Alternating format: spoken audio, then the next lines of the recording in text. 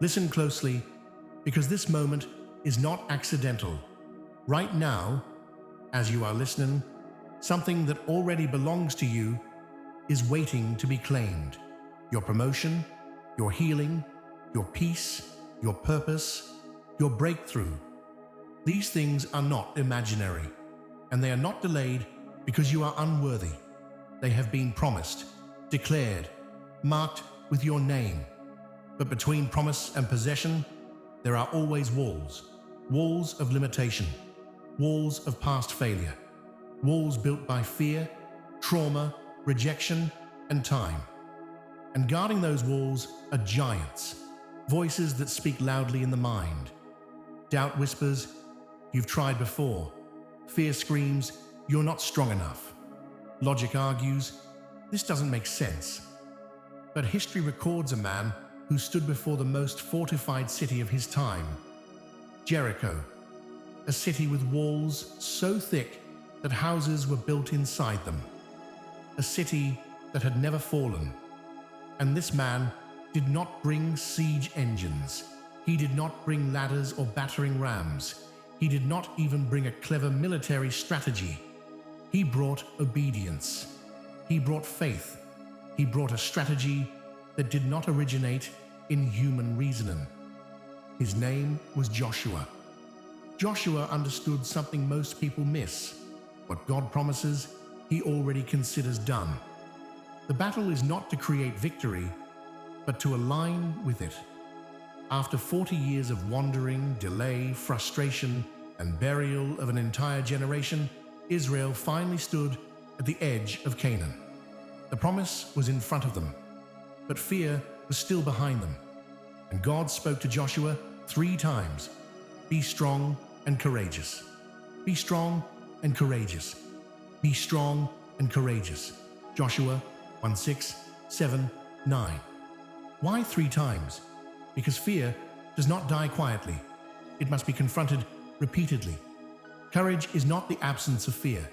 Courage is obedience, while fear is still speaking. Joshua did not wait until he felt ready. He moved because he was instructed. And today, that same strategy still works. If you're tired of walking in circles, if you're done revisiting the same battles, if you're ready to stop surviving and start possessing, stay with me. Step 1. Hear the promise clearly and own it. God's promises are not fragile. They are not dependent on your mood, your history, or your current position. When God spoke to Joshua, he didn't speak in possibility or hope. He spoke in completion. I have given you every place where the sole of your foot will tread. Before Joshua marched, before walls fell, before a single sword was lifted, the land already belonged to him. Most people delay their lives because they treat promises like wishes. They beg, they plead, they wait for permission. But Joshua was commanded to walk as if ownership was settled. This is the shift. Stop asking for confirmation. Stop negotiating with fear. Stop postponing obedience until conditions feel safe. Ownership begins in agreement. Agreement begins with your mouth. What you consistently speak trains your mind on what is real. What you consistently see in faith reshapes your decisions. And what you walk toward with certainty responds. Write the vision clearly, not vaguely, not someday, clearly. Speak it aloud, not to convince God, but to align yourself. Joshua didn't conquer to receive the promise. He conquered because he believed it was already his. Step 2. Align completely, get on God's side. Alignment always comes before strategy. When Joshua encountered the commander of the Lord's army, he asked a human question. Are you for us or for our enemies? The answer dismantled his assumptions. Neither. I am for the Lord. This moment redefined leadership for Joshua. Victory would not come from God endorsing Joshua's plans. It would come from Joshua surrendering to God's order. True power begins when ego bows. Joshua didn't argue. He didn't explain his mission. He fell face down. That posture matters. Many people want divine backing without divine submission. They want guidance without obedience. They want results without surrender. But alignment requires release. Your timeline, your method, your need to control outcomes. Once Joshua aligned, the strategy followed. Quietly, clearly, and unexpectedly, marching around walls. No shouting, no fighting, no logic. Alignment often produces instructions that offend human reasoning. But when you are truly aligned, you don't need to understand, you trust. Victory doesn't begin when the walls fall. It begins the moment you fully take your place on God's side. Step 3. Obey the crazy strategy without question. This is where faith is separated from admiration. Many people love the promise. Few survive the process. God's strategy for Jericho made no sense to the natural mind. No siege weapons, no negotiation, no visible progress, just silence, repetition, trust. Imagine the tension of those days, walking the same path, seeing the same walls, hearing the same doubts whisper, "Is this doing anything?" Obedience often looks unproductive before it looks powerful. What made the strategy effective was not the marching, it was agreement. They did not adjust the instructions to feel more reasonable. They did not demand signs mid-process. They did not quit when nothing changed outwardly. Faith does not argue with God's methods, it moves. Your Jericho may not be a city with walls, but it is still fortified. Patterns that refuse to break, cycles that mock your effort, situations that look permanent. And the instruction you receive may feel beneath logic. Forgive when justice feels deserved. Show up when results are invisible.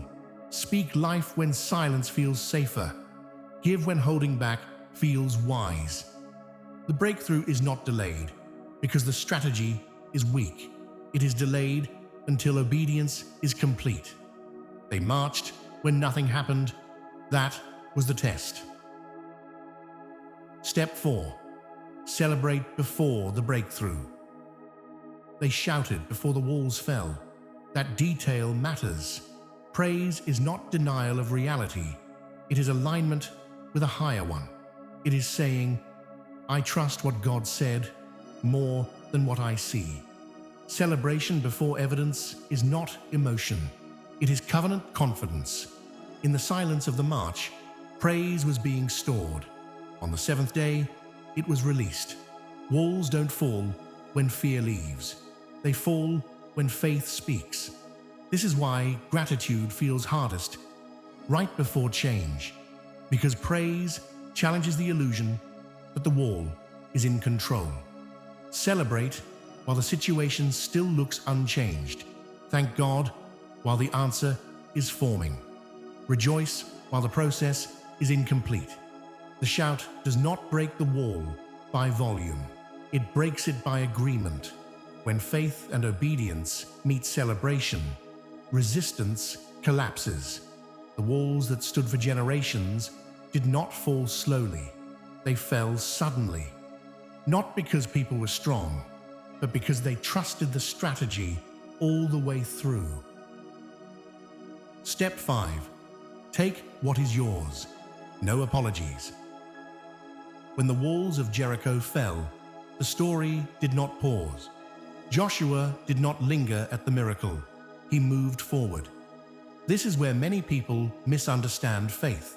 They celebrate one breakthrough and then retreat into caution. They receive a win and then ask permission to keep going. But the promise was never partial. It was total. City after city fell because Joshua understood something vital. God's word does not stop where your comfort ends. Once Jericho was removed, momentum became obedience. Every step forward honored the original promise. Whatever God has assigned to you, take it without shrinking, without guilt, without apology. You are not greedy for wanting what was promised.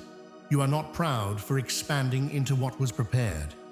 You dishonor the promise only when you stop halfway. The land is yours. The growth is yours. The restoration is yours. The future is yours. Do not circle the ruins of old battles. Advance. So hear this clearly. Today is not about inspiration. It is about decision. Get up. Be strong. Be courageous. Hear the promise and stop questioning it. Align with heaven instead of asking heaven to align with you. Obey the instruction even when it looks foolish. Celebrate before the evidence arrives. And when the door opens, walk through it fully. Your Jericho is not imaginary. Jericho still exists wherever resistance has tried to define your limits. But walls don't decide destinies. Agreement does. The walls are already trembling, not because you are loud, but because you are aligned. So I'll ask you plainly, will you march when it's quiet? Will you shout before you see results? Will you take what's yours when the way opens? This is the Joshua strategy. Now go. Take what belongs to you. If this message settled something in your spirit, drop "I'm claiming it" in the comments. Like, share, subscribe. Let's help more people step into their promised land. God bless you. Now, go march.